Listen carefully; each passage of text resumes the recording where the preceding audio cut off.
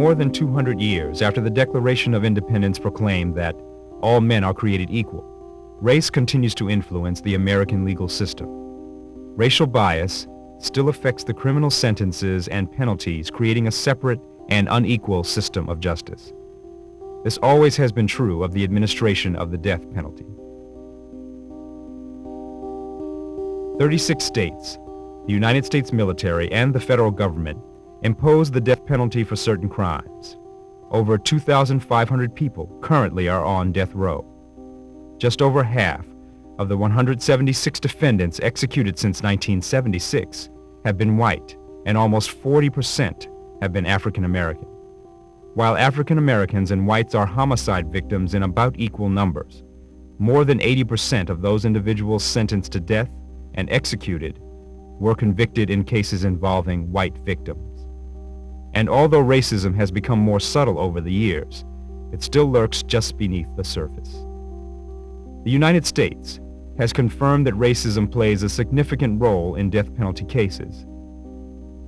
A 1990 General Accounting Office study found a pattern of evidence indicating racial disparities in the charging, sentencing, and imposition of the death penalty, and concluded that those who murdered whites were found to be more likely to be sentenced to death than those who murdered blacks. In state after state, studies showed that the death penalty is applied in an arbitrary and discriminatory manner. These studies show that the race of the victim remains a principal factor in decisions about capital punishment.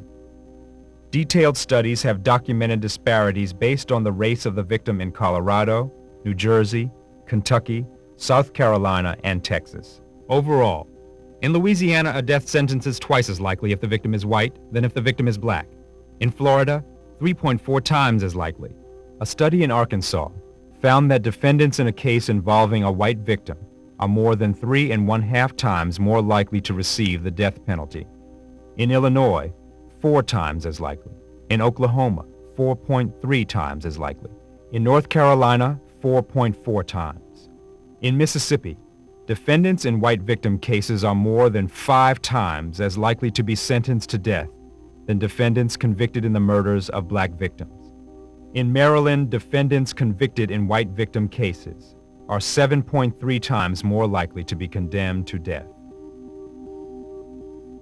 In July 1991, a study released by the Death Penalty Information Center and the Southern Christian Leadership Conference found that in Georgia's Chattahoochee Judicial Circuit, district attorneys sought death almost exclusively in cases where the victim was white.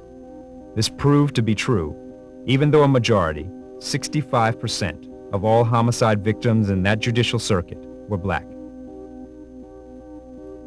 The report went on to say that more than half of the black men sentenced to death were tried by all-white juries, after the district attorney used his discretion to remove every black potential juror. The beliefs that once justified slavery continue to produce a double standard of justice today. Politicians claim that we must have the death penalty to vindicate our resolve against crime.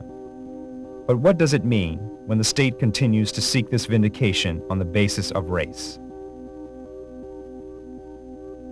Based on history and current practice, the death penalty appears to be profoundly and inalterably racist.